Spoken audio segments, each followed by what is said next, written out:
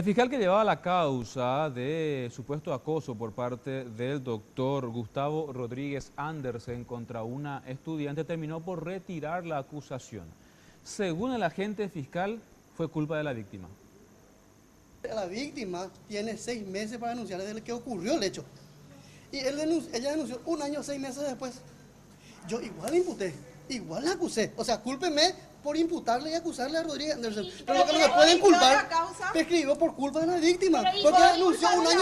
Sí, porque es culpa de la víctima. Porque un año. En Paraguay es así. En Paraguay es así. Es culpa de la víctima.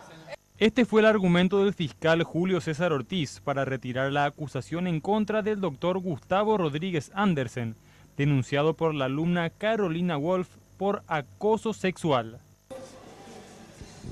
Señor fiscal, ¿sabe usted que llama la atención?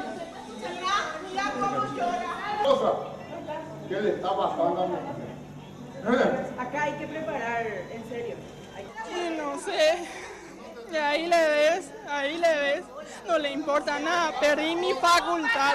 Ese sueño que yo tuve de chica se perdió, es una mierda todo. Varios alumnos y compañeros de Carolina se presentaron al juzgado de Luque a apoyar a su compañera y esperaron que el doctor abandone la oficina del juez Gustavo Bóveda.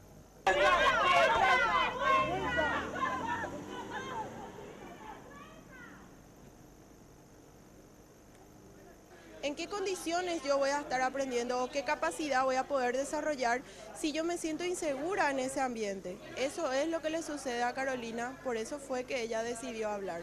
En ninguna de las universidades en el Paraguay actualmente existe ningún tipo de protocolo para denuncia, así como cómo actuar. Por lo tanto, es comprensible verdaderamente que las universidades tengan miedo a estos casos de acoso sexual porque no saben qué hacer con ellos.